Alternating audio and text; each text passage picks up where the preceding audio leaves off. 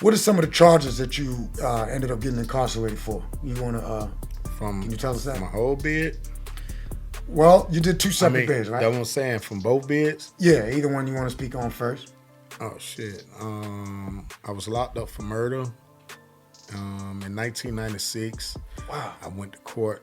I ended up pleading that. Got 10 years for manslaughter. You know what I'm saying? And I went through a lot of rough prisons, stuff like that. You know what I'm saying? So it made me rough. That's where the Lucky Luciano came in at. Okay. You know what I'm saying? Yeah, so, you know. And wait, tell us about that.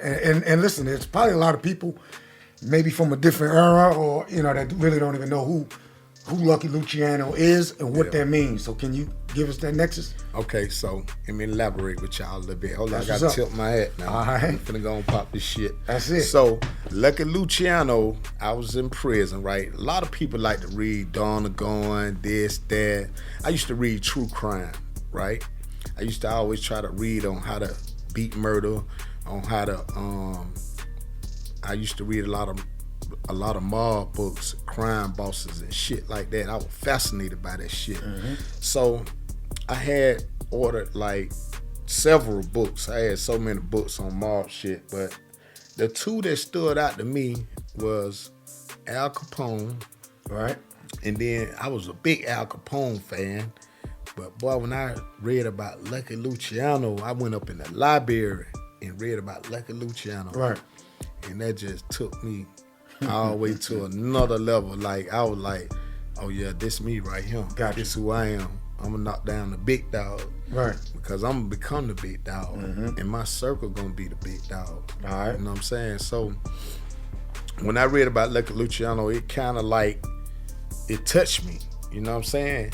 But at the same time, I read about Bumpy Johnson. Oh, okay. Years later. Right. So I put Hoodlum on my back because in my heart I'm a Hoodlum and I'm a Bumpy Johnson at the same time. You see what I'm saying? But I was both of them in one. I was a black Lucky Luciano. Gotcha. So I rode that in prison and through all the violence and the obstacles of being around pressure situation, because it's a lot of tensity at them level 5 prison. Right. You see what I'm saying? Like, people wake up with animosity on their heart. Right. People wake up because they ain't getting no letter.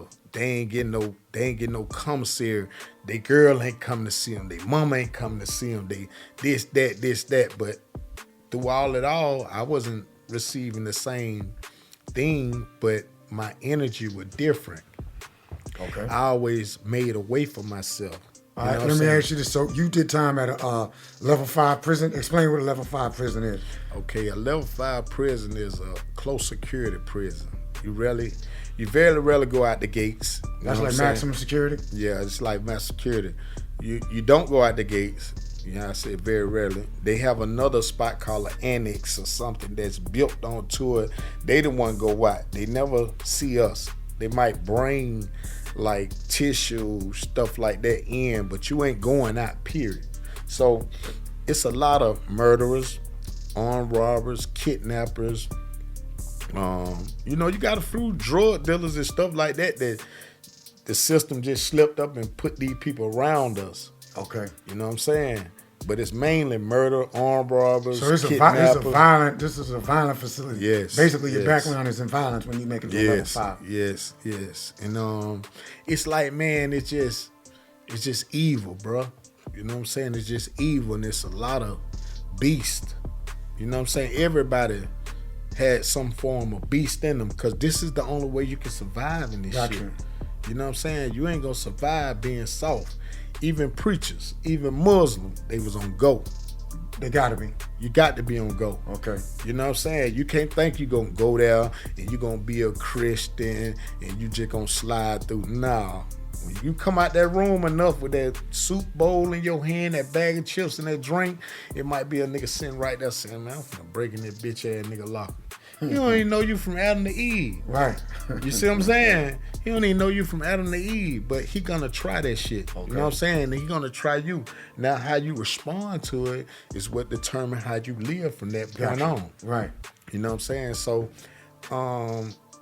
when I first went to prison, I was different. I went down the road with a dude that had goddamn 3 lives and 75 years. He was like a nigga. 3 life sentences plus 75 years. Yeah, Paris. Wow. Yeah, he did the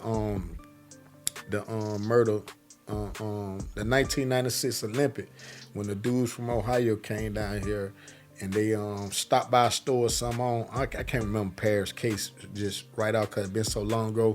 But they ended up killing one of the dudes and one lived. He got shot up and he went to trial. He went crazy in trial when they found them guilty. And the judge gave him 3 life, 75 years. So when they sent us down the road to Jackson, Georgia? yeah. Okay. That's where you did your time at first? That's where you go for diagnostic. Okay, the state is called diagnostic. Yeah, before you go to your prison. They the one gonna place you in your prison. Okay, all right. Fulton County called them people, said we got 45 of our roughest inmate coming down now. Okay. So And you were one of them? yes. So the search team was there waiting on us. All right. These some big ass white boy chests back then. Right. None of this shit watered down, but back then they chests used to be out here, bro. They used to be on goddamn steroids. Okay. They live for that shit. They Right. live to fuck a nigga up. You know Right. what I'm saying? Just straight up. If Right. you try them, they gonna fuck you up. So when we So as soon as you pull it, as soon as y'all pull in, you see them. yes, They letting you they know. standing there. They were standing right there waiting on our ass. They were standing. Okay, so it ain't just one bus pull in. All right. It might be 15 to 20 buses pull in, right, from different places. Right. Because you got all these damn counters in Georgia. Right. And they coming with all the inmates. But where the bus pull in where I was at, we seen these motherfuckers just standing right there. But we ain't know we finna pull up right there because buses just pulling in. Right. So when the bus driver turned around and he went to bagging that motherfucker, I'm like, what the fuck? I ain't never seen no goddamn white boy this goddamn Right. big. These motherfucker big, short Right. big motherfucker, tall big motherfucker. Right. I'm like, God damn. Right. I'm like, man, what the fuck? So out the They flock, put y'all on notice. off the flock, they hit the button. Get y'all motherfucking ass out. So my man Perry, like I said, once again, he got these 3 life, 75 years. So this nigga, Now wait a minute, y'all are cuffed at the wrist and at the ankle, right? yes, Okay. yes. So this nigga off the flock, you know, he feel like goddamn he ain't got nothing to lose anyway. His life is over. Right. We get out the bus, we go in there, they you know, they making us goddamn run really, cause we Right. can't do nothing. You cuffed up. Right. So man, he had a big ass like afro and shit. He had the cornrows and shit like that, but he had took his hair and took his braids out. So we get in there, they letting us know, you know, we all stiff though. We know, man, fuck y'all. Here y'all talking about, man, we ain't studying none of that big shit. You know what I mean? We were kicking that shit.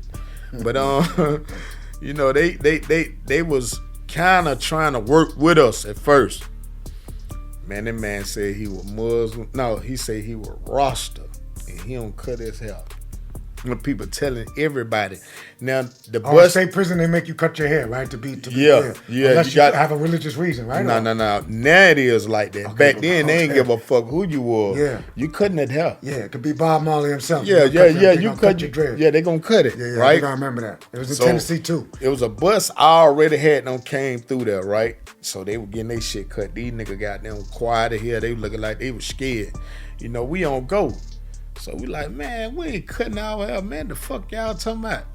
Hey, man, these folk You are cutting your hair. destroyed us off the flock. They throwed our ass in the hole. They got them. They put hands on us. They roughed us up a little bit, but we was so goddamn. I told you, 45 of us. Right. Now about 20 of them. So all up button because our man bucket. We all on go. Okay. You know what I mean? So they put us in the hole. When they throwed our ass in the hole, they put us in the hole 3-4 deep. All this shit. So the warden came down there. So the warden like, hey man, what the hell y'all got going on, man? You got to get your hair cut, man. I don't care. Y'all gonna sit in here forever then.